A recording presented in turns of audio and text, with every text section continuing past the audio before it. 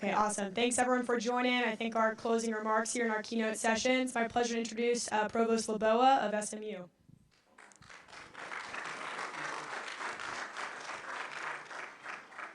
Thank you, everyone. I'm so excited to see everyone in the room, and I hope you've really enjoyed our inaugural SMU+GSV Mission Summit.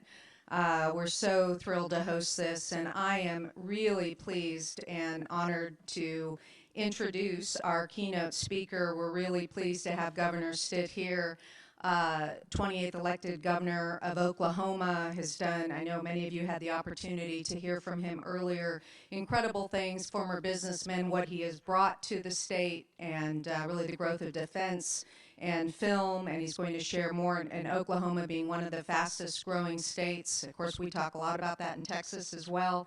But really pleased to have you here and to hear what you're going to share with us. And I hope many of you also had the opportunity to hear from First Lady Stitt earlier, really compelling stories she shared and the opportunities and hope and the message she has shared in Oklahoma as well. So Governor Stitt, we're so pleased to have you. Welcome to SMU, and we look forward to hearing from you.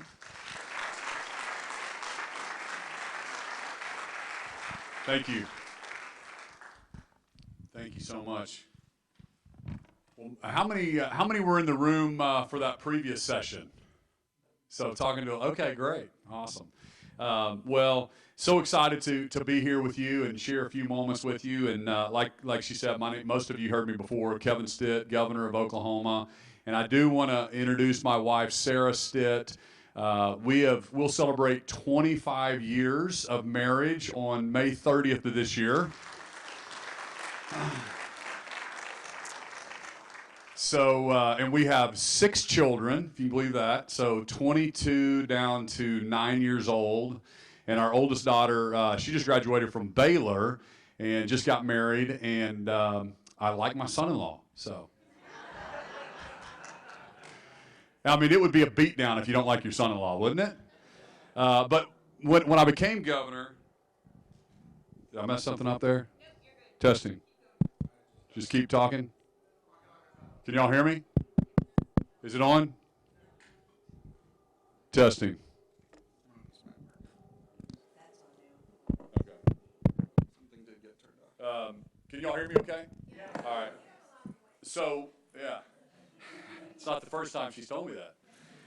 So when we became governor, I had no idea it was going to make us a better parent. So our 20-year-old son just joined the Army, and we're very, very proud of him. And so Sarah and I went to his swearing-in ceremony. And when you swear into the Army, you promise to obey the President of the United States, to defend the Constitution from all enemies, foreign and domestic. And then here's my 20-year-old son, because he was also joining the Oklahoma National Guard. With his hand in the air, he promises to obey the commands of the governor of the state of Oklahoma. So I have been wearing him out, go polish my boots, soldier, go wash my truck. And he's been rolling his eyes at his dad, of course. But honestly, we just sent 1,300 Oklahoma National Guard men and women for a year deployment in Djibouti, Africa. So he is on his way over there right now. So keep all of our servicemen and women in your prayers, and they are defending freedom all around the world. So our son is over there. So we're anxious to be talking to him when we can. But most of you heard my story, but I'll just kind of go over it real quick again. So I'd never ran for office in 2018. I got inspired to run. My story is I was in the business world. I grew up in Norman, Oklahoma, son of a pastor. My mom and dad were pastors in Norman. I went to Oklahoma State for college. Go Cowboys. And started a company with $1,000 in a computer. And it was a mortgage broker company, and then we just grew it. Today we service over $20 billion in home loans. We have over 1,000 employees. We do business in 40 states, and we bought a bank. And so I was just busy running my business. And man, I just started looking around as I traveled to other states. We do business in 40 other states, and so I saw a lot of momentum happening in Texas and South Carolina and Tennessee and Florida. My state just wasn't growing like it should have. We literally had a $1 billion budget deficit. We were having teacher walkouts. We had very little money in savings. And I looked to see who was running, and it just looked like more of the same. It was just the same career politicians that were state senator, then they ran for lieutenant governor, and then they were running for governor, and then the mayors and all that, and there were 10 people running. And I just felt inspired and called to run. I was so scared. I don't know if any of you can imagine how scary it is to raise your hand to say you're going to run for public office, but man, you don't know how scared I was to do it. But I just felt called to do it. And then when I started thinking about what did our founders envision for our country, they never thought that politics was going to be a profession, like it was going to be climb the ladder. I don't think they thought like that. I think they thought that you were going to be a successful farmer or rancher or teacher or business person, that you would go serve that. And that's why I love y'all being engaged here in this room today, because we need more people engaged in our communities, in our state, and our country. And if we don't have an informed citizenry, if we don't know what's happening, it is very, very dangerous if we get our news on 30-second commercials and you don't really understand what the issues are. I tell Oklahomans that if all 4 million Oklahomans could sit in my office and I could go over the issues with them, it is a no-brainer what to do. And so I just appreciate y'all being in here. And, now, today, I just finished my 5th legislative session. And now we have the largest savings account in our state's history, over $6 billion. We cut taxes for every single Oklahoman. We put more money in public education than any other governor before me. And I want to talk about education in a second, because I tell people all the time, listen, let Washington, D.C. play politics. We're all Oklahomans, or we're all in Texans, and let's just go make our state a top 10 state. And I tell people, we all really want the same things, okay? And when I'm talking to Oklahomans, our legislature, listen, we all want the best education for our kids. We want the best infrastructure, roads and bridges, the best health care. We want the best economy, the best wage growth. And how do we get there? So let's just really focus on those things. And that's why I think running a state is more like running a business than anything. And Oklahomans agreed with me, and I just got elected to my 2nd term. And so I'll talk about a couple of initiatives, because you can pass laws in state government, but really it's the people. We need to have neighbors and churches and different groups changing culture and working together. And so I set up an initiative called Be a Neighbor, a front porch initiative, which is really to make state services more efficient and to work with our most needy, right? The Be a Neighbor initiative, because as a pastor's son, I know what the churches do and the nonprofits. And so I set up a Be a Neighbor, because I said, listen, state government can pass a law, but you got to have people, walking neighbor with neighbor to help people out. So the Be a Neighbor initiative, I think, is super important. And one of the things, we have 3 different initiatives in that Be a Neighbor program that I wanted to tell you about. One of them specifically, it's like, for example, foster care. If you're 16 to 18 and you're aging out of foster care, number one, when you hit 18 years old and you just get out of the foster care system, the stats that you're homeless, you're in prison, or you're addicted to drugs, or even dead are just staggering. And so what I did in Be a Neighbor is I broke these stats down, because I believe from a business perspective that if you break your goals down in small bite-sized pieces, it's so much easier to accomplish great things whenever you break it down day by day. So the Be a Neighbor initiative on the foster care plan, 16 to 18, aging out of foster care, Cleveland County, where I grew up in Norman, Oklahoma, there's like 9 kids aging out of foster care. When I look in the I say phone book, all the young people don't know what phone book is, but you know what I'm talking about. When you look at the list of churches in Cleveland County, there's over 200 churches. So I'm trying to connect the churches, the nonprofits, to say, hey, here's what the government is needing help with. Y'all have to fix these problems. You need to adopt these 9 kids and make sure that they don't end up as one of the stats. The other thing is, we also look at high school dropouts and who are struggling in the classroom. What schools can you adopt? Who can you come around with these other services? So that's something I think is super important. I know you guys are philanthropic groups that are looking for things to do, and I just encourage you, because the government, we can't solve all these problems. We need your help to get these things done and to change our states and change our country. The other thing that when I got into state government that I realized was so different than the business world is the structure of it. So I'm elected as governor, and then Oklahomans want me to change education and change healthcare and change all these different stats in our state. And what I realized was that I didn't have the authority to hire and fire some of the largest state agencies in state government. They reported, in other words, to different unelected boards and commissions, okay? And I told them, I said, listen, that's be like you hiring the next football coach at the University of Oklahoma or the University of Texas or at SMU, and you say, listen, we want you to go win a conference championship and win a national championship, but there's one caveat. You can't hire your offensive coordinator, defensive coordinator, or special teams coach, okay? That'd be pretty difficult. Not that we want to be a bad guy and fire people, but you have to have alignment. And so one of the first things I did was I told the legislature, you've got to give me the authority to hire and fire the different state agencies. And every state kind of is set up a little differently, but that was a major change that I was able to get across the finish line. Looking back on it, think about this for a second. One of those changes they gave me was the ability to hire and fire the healthcare authority. And then COVID hit.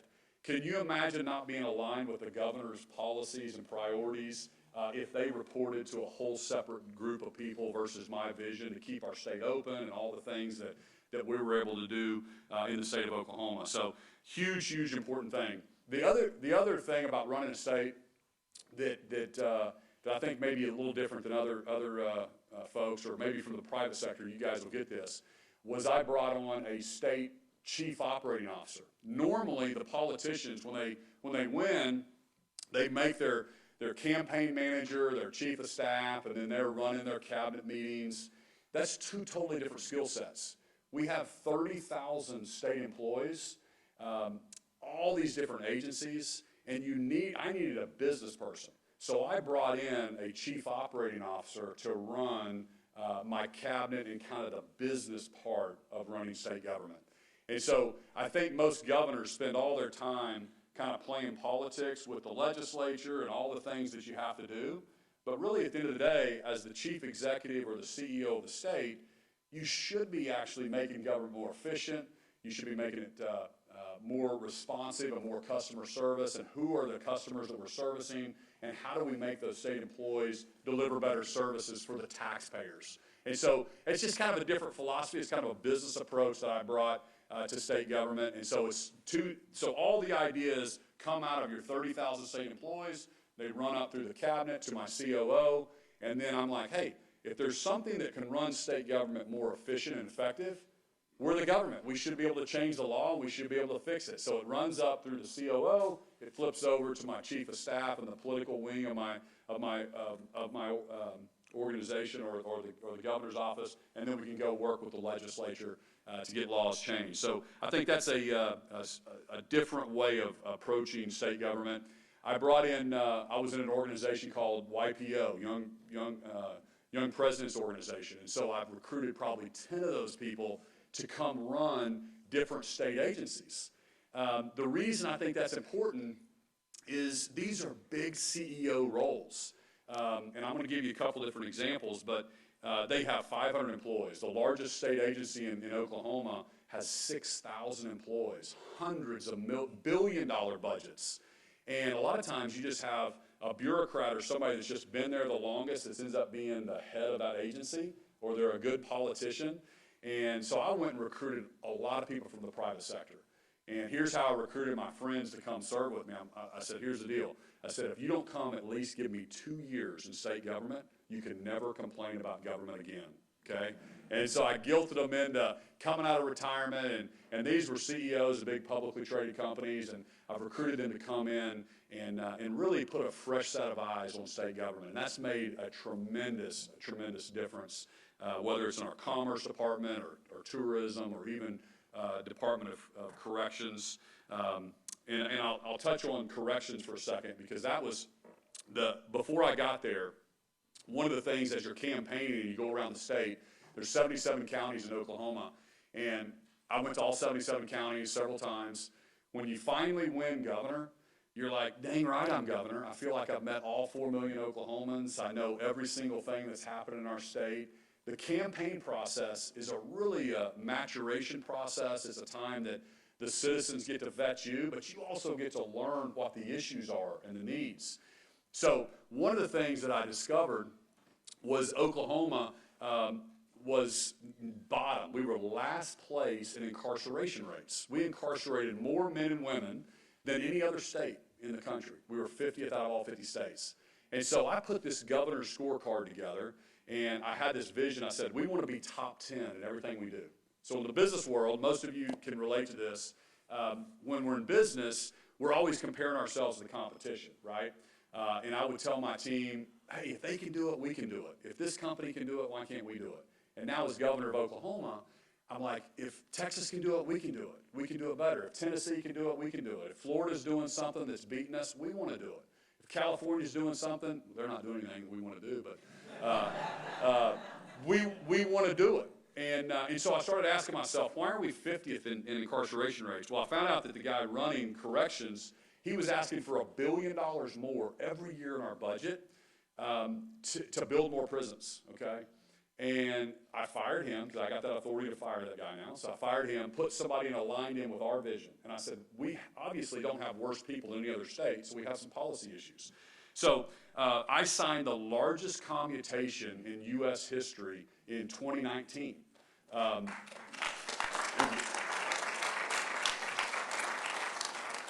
Most people would wait till the end of their term to do those kind of things. I wasn't a politician, and they beat me up in my campaign reelect on that, but I still beat them. I won by 15 points. So, but they did beat me up on that. But the point is, I signed the largest commutation in U.S. history, and it was for low-level drug offenders. I've closed 4 prisons, 2 private prisons. I've saved the taxpayer hundreds of millions of dollars. Our violent crime and nonviolent crime has actually gone down. We have 5,000 fewer people in prison today than we did when I took over in 2019. And now we are #1 in the country in the lowest recidivism rate. That means people going back into prison. And thank you. And one of the policies that we instituted was called the Stitt Act that I got across the finish line. That's my wife's name, for you guys that don't remember. You get a lot of brownie points when you become the governor and you name a law after your wife, okay? So the Stitt Act was something that Sarah discovered when we did that largest commutation. We realized that people were getting out of prison and they didn't have a driver's license. Well, man, you need a driver's license to go apply for a job. They didn't have all these normal things, Social Security cards, the way to get their kids back, et cetera, et cetera. So she instituted a law. Now Arizona's passed it. There's been about 4 or 5 other states that have duplicated the Stitt law to give these basic things to folks before they get out of prison. So really proud of her for that. That is really leading to right now. I mean, Oklahoma's economy is really starting to boom. And we talked a little bit, for you that were in here, about COVID. And I believe that when we led and we kept our state open and we led with common sense, they can see our freedoms, our policies, our pro-business policy. We want to be the most pro-business state in the country. And it's really leading to companies moving to our state. Yesterday, we just had an announcement. Enel is coming to Oklahoma. They're a manufacturer of solar panels. And they're going to be in the eastern part of our state employing 1,500 people. It's a $1.5 billion investment, so we're really excited to get them. We hit our lowest unemployment in state history just a few months back. USA Rare Earth, this is something that we're all interested in, is bringing the supply chain closer back to the U.S., to our friends and our allies. USA Rare Earth is the first ever mineral to magnet manufacturer in the Western Hemisphere. So all that supply chain is done in China right now, but magnets go into cell phones and they go into F-35 fighters, they go into everything, submarines, and so it's a new process. that we're going to be having. It's located in Stillwater, Oklahoma, so we're real excited about them coming as well. But our economy's booming, and that is led right now to we're top 10 in net migration. And we're the 28th largest state in the country with 4 million people, 19th largest land area-wise, but we're top 10 in people moving to Oklahoma right now. And you know what state we're getting most people from? California. That's exactly right.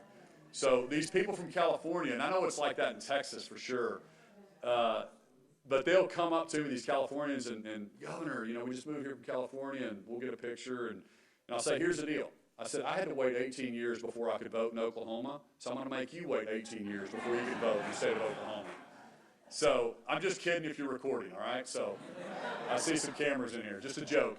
But no, they very quickly just go, no, Governor, you don't understand. We're moving there because of your pro-business, pro-freedom policies.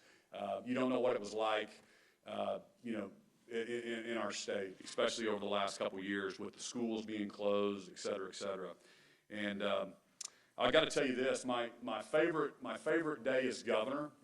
It's kind of a funny story, but it was during that COVID time, and Colorado, a bunch of states had locked their states down, wouldn't let any kind of events happen. So their largest cattle show in state history, or in the country, was located in Denver, Colorado. They've been there for 100 years, and the governor of Colorado would not let them have their cattle show. So I found out about it, so I went up there, recruited them to come to Oklahoma. So they come to Oklahoma. It was 17 days of hotels filled, restaurants filled. They officially announced that they're leaving Colorado after 100 years, and they're moving their largest cattle show to the state of Oklahoma, which is a big win for us. So we were super pumped about it. Well, this organization, the governor of Colorado found out about it. We've got a friendly relationship, but he found out about it, and so he tweeted out and declared a meatless holiday, okay? So he declared a meatless holiday, and I was like, man, does he know this is like an ag group and all this? And so I wanted to throw gas on the fire as a business guy and wanted to get them all stirred up. So I went out, I snapped back at him, and I declared meat all week in the state of Oklahoma, okay? So this organization called PETA found out about it, okay? So I wasn't trying to get on their radar, but they found out about it, and they put this billboard up in South Oklahoma City and called me Governor Meathead Stitt, Go Vegan for Life, okay? So I come into the office, and my communications team, they're kind of whispering and walking around. I'm like, what's going on? What's happening in the news today? Oh, and they didn't know. They didn't want to show me. I said, what are y'all talking about? They said, oh, Governor, they set up this billboard against you. So let me see it. And I looked at it, and I was like, yes. I go, man, they don't know my friends in Oklahoma very well. I said, here's what we're going to do. I said, y'all get the biggest smoker you can find. I said, set it up underneath that PETA sign. And I got on the radio. I invited all of Oklahoma City to come over. My most fun day as governor was grilling out hamburgers, hot dogs, and steaks underneath that PETA sign in Oklahoma City.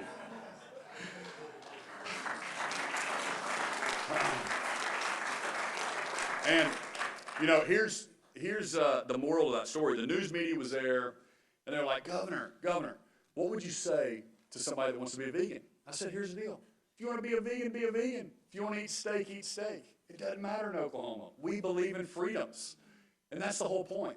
I feel like we've lost our mind over the last couple of years, and I don't believe you throw your Constitution out the window just because somebody in Washington, D.C. tells us to. And so just giving people that voice to have fun, and we do it all in good fun and good humor, and man, they were showing it on the news in Maine and Vermont and all over. My daughters were like, Dad, we're seeing you on TikTok here on this PETA deal. But it was a lot of good fun, and I just try to bring that up to tell you that, you know, hey, we live in the greatest country in the world, and we've got freedom of religion, we've got freedom of speech, and we need to protect that. We need to make sure that we all can have honest conversations, and we can all agree to disagree on things. We can have honest debates about certain things. Education. Let's talk about that real quick. That is a super, super passion of mine. We increased education in the public school funding in Oklahoma this year by like 20%. So it was a big, big win for us. Thank you. And at the same time, you know, we also got school choice across the finish line. So tomorrow, thank you. Tomorrow, I'm going back to Oklahoma City tonight, and I have a big press conference tomorrow afternoon. It'll make national news. We feel like we're going to sign the largest, the best school choice plan in the country. Every single parent, regardless of their zip code or their economic background, can choose to send their student to any school that they want. And I tell people, school choice should not be just for the rich. It should be for every single family. And let's create some competition. And I believe more schools are good. I talked about it earlier, but I'm really proud of the aviation school in Norman that we just set up. And that aviation school is, you can become a pilot or an A&P mechanic, and you can start going as a junior in high school. And so you're an A&P mechanic. Those are great jobs out there. So we want to make sure we have more options like that for kids all over the state of Oklahoma. And if any of you were governor during the COVID period, man, it would just break your heart. I would have Tulsa Public Schools, 2 of our big school districts. 98% of the Oklahoma schools were open the entire time. But 2 of the big, large school districts were closed. Tulsa, in particular, was closed for 355 days. And we have, you know, local control, so the state doesn't like to preempt local laws and say, hey, you got to do this, you got to do that. So we leave that to the local community. But man, I hammered that superintendent every single day she was closed. Because here's the hypocrisy of it. Her own stepdaughter that lived in her house was in school in person in Broken Arrow, Oklahoma, the entire time while she's saying it wasn't safe for kids in the Tulsa public schools. And the single moms and single dads that would call me, and they would say, Governor, it's not fair. I have to go to work during the day. My first grader is not learning how to read on Zoom. And it would just break your heart because you knew that other parts of the state were open. So we also passed open transfer. So now you're allowed to transfer between any public school in the state of Oklahoma as well, which is a huge, huge win for us as well. But we just want to make sure we believe in freedoms. I believe in smaller government. I believe in lower taxes. I believe in standing up for traditional family values. We haven't talked much about that. We can go into that. But I just want to appreciate you guys being engaged in the process. I can't tell you how important that is to stay engaged in your community, in your state, in your country, and we have to have people that stand up and make sure they know what the issues are. So I'm going to leave you with this thought. One of the penalties for refusing to participate in politics is that you end up being governed by your inferiors. Okay, Plato said that. I'm going to read that again. One of the penalties for refusing to participate in politics is that you end up being governed by your inferiors. And I know it's a beatdown sometimes. Man, I beat my head against the wall and wonder, what in the world am I doing? But it's an honor to serve, and the credit belongs to the man who's actually in the arena, so we have to coach ourselves on all these things. Life is difficult sometimes, but man, it's so worth it. And so I just encourage you to stay engaged, stay involved, and thank you guys so much for letting me spend a few minutes with you today. God bless you.